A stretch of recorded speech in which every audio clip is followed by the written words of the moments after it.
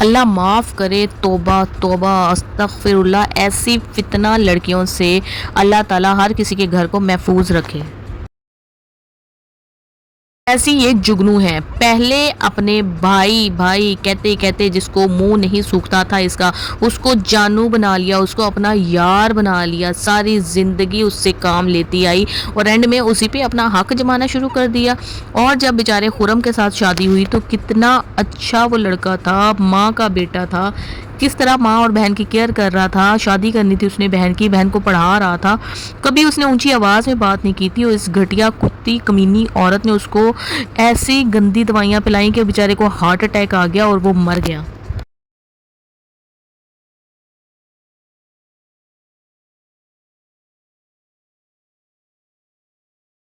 میں کہتی ہوں کہ آج کل کے دور میں باہر سے آئی ہوئی پرائی لڑکی کے بارے میں بہت زیادہ چھان بین کر لینی چاہیے کہ کون سا خاندان ہے، کیسا ہے، اور اگر شادی پہ اس کا موڈ ٹھیک نہیں ہے، اس کا رویہ ٹھیک نہیں ہے، تو اس سے ضرور الرٹ ہو جانا چاہیے، لڑکے کو بھی اور اس کی فیملی کو بھی۔ اگر وہ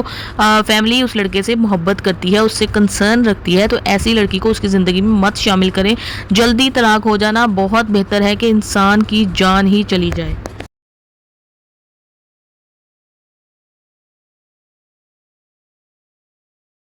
ایسی یہ کوئی درندہ صفت عورت ہے نا کہ اس کے دل میں رحم نام کی کوئی چیز نہیں۔ ایسی عورتیں ہوتی ہیں جو اپنے 6 بچے چھوڑ کر جو ہے نا دودھ والوں کے ساتھ بھاگ جاتی ہیں، پھر کہتی ہیں جی ہمیں سچا پیار نہیں ملا تھا۔ ایسی عورتیں ہوتی ہیں جو پھر بعد میں قتل ہو جاتی ہے جب ان کی حقیقت لوگوں کو پتہ چلتی ہے۔ لیکن مسئلہ یہ ہے کہ اس کی حقیقت کا جب تک وہ بیچارہ مر نہیں گیا خرم، کسی کو پتہ نہ چلا۔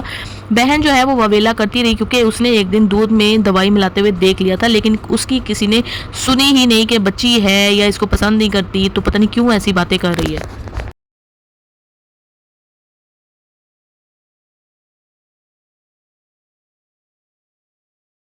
لیکن وہ بچی اتنی شارپ ہے نا، اس کی کوئی سکس سینس اتنی اچھی تھی کہ اس کو سینس آ گئی تھی کہ میرے بھائی کے ساتھ کچھ نیگیٹو ہو رہا ہے۔ اس کو نیگیٹو اورا جو تھا جگنو کا وہ فیل ہونا شروع ہو گیا تھا، لیکن اس کی ماں اتنی بدھو بیٹے کی ماں کہ انہوں پتہ ہی نہ چلیا، بیٹا مر گیا، پتر قبراں دے تھلے جا کے سو گیا، منو مٹی تلے پہ گیا، اس ماں نوں نہیں پتہ چل رہا، ابھی بھی یقین نہیں کر رہی وہ اپنی بیٹی رابعہ کی بات کا۔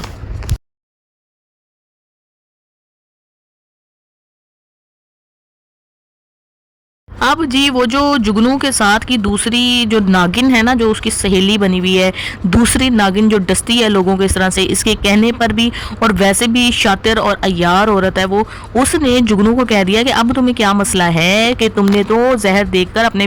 شوہر کو مار ہی دیا، اب تو وہ مر گئے، اب تمہیں کیا مسئلہ ہے۔ اور یہ بات باہر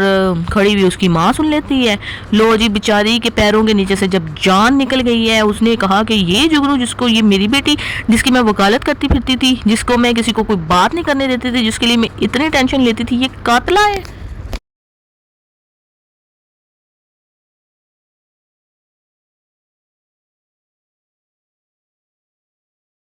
اب اس کی ماں کو بھی ہارٹ اٹیک آئے گا، یہ بھی مرے گی، اور آہستہ آہستہ جو ہے نا باقی گھر والوں کو بھی پتہ چل جائے گا۔ بھائی کو تو پہلے ہی شک ہے اس کے اوپر، وہ کیسے شکی نظروں سے دیکھ رہا تھا جب اس رابعہ کے جانے کے بعد اس نے رپورٹس دیکھی ہیں، تو یہ جو مرضی کہتے رہے لیکن اس کے دل میں ڈاؤٹ ضرور ہے۔ اور بھابھی بیچاری تو رشتہ کروا کے پھنس گئی۔ میں کہتی ہوں کہ آج کل کے دور میں نا کسی کا رشتہ بھی نہ کروائیں، اتنے اچھے لڑکے کا رشتہ کروایا، اتنی اچھی فیملی، بٹ اپنی کتی زبان والی لڑکی جو ہے نا، کتے کاموں والی لڑکی ان کے پیچھے ڈال دی اس نے۔ دوسری طرف سونیا کے بھی نخرے ختم ہونے میں نہیں آ رہے، وہ بیچارہ حمزہ اس کو منا کے تھک گیا، لیکن وہ ہر دوسرے دن چھاڑ پہ چڑھی ہوتی ہے۔